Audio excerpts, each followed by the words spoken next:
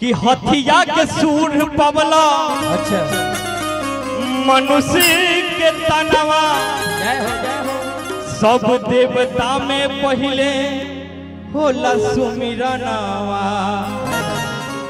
सब देवता में पहले होला सुमिरनवा और का कहला मूसा के हनुमाए बाबा सुमिरनवा करिले तोहार मूसा के हनुमाए बाबा सुमिरनवा करिले तोहार सुमिरनवा करिले तोहार सुमिरनवा करिले तोहार सुमिरनवा करिले तोहार सुमिरनवा करिले तोहार गौरी के ललनाए बाबा सुमिरनवा करिले तोहार गौरी के ललनाए बाबा सुमिरनवा करिले तोहार लेके पूजा की थाली जो मन की जगाली सदनों पे दारू मेरी माँ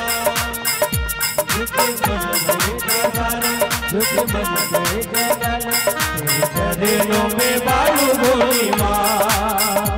ओ माँ ओ माँ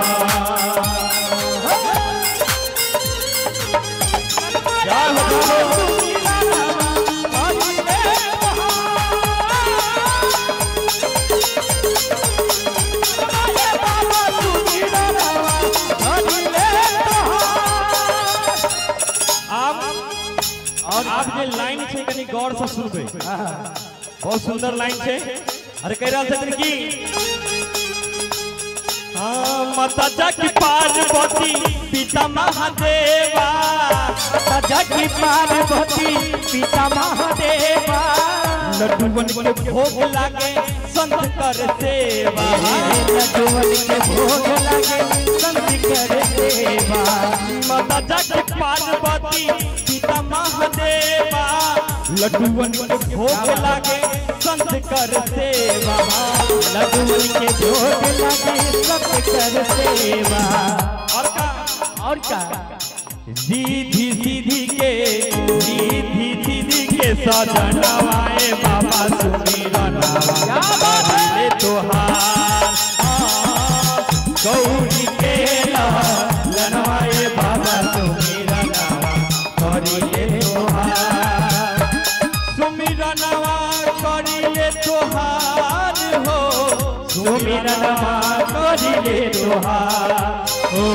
सुमिरनवा करिले तोहार हो सुमिरनवा करिले तोहार। अब ऐसे नहीं उठेगा दोनों हाथ प्रेम से बोले सच्चे दरबार की जय हो और दोनों हाथ से ताली बजाते हुए सब जिनकर भगवती हाथ सुरक्षित देने छे गणेश जी महाराज कने हाथ खोलकर ताली बजाकर और की कहबै गौरी के ललनवाए बाबा सुमिरनवा करिले तोहार गौरी के ललनवाए बाबा सुमिरनवा करिले तोहार भैया अहाँ सब क्रिया शपथ खेने छियै जे ताली ताली नहीं बजेबै एना से थोड़े तंबाकू चुना रहल छी जे चुरा के बजेबै हाथ खोल के ताली बजा के और की गौरी के ललनवाए बाबा सुमिरनवा करिले तोहार गौरी के ललनवाए बाबा सुमिरनवा करिले गौरी के ललनवाए बाबा सुमिरनवा करिले तोहार गौरी के ललनवाए बाबा सुमिरनवा करिले तोहार गौरी के ललनवाए बाबा सुमिरनवा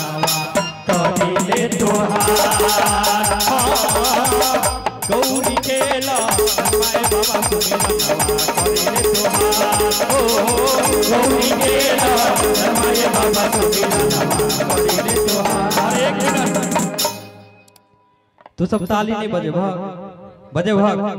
एक उठावा था दोनों हाथ, उठा के दोनों हाथ, प्रेम सुनी गणेश जी महाराज की जय हो, सच्चे दरबार की जय हो। और ताली बजाते हुए क्या गौरी केला ललनाए बाबा सुमीरा नवा करिले तोहार, गौरी केला ललनाए बाबा सुमीरा नवा करिले तोहार, गौरी केला ललनाए बाबा सुमीरा नवा करिले तोहार, गौरी केला ललनाए बाबा सुमीरा नवा करिले तोहार।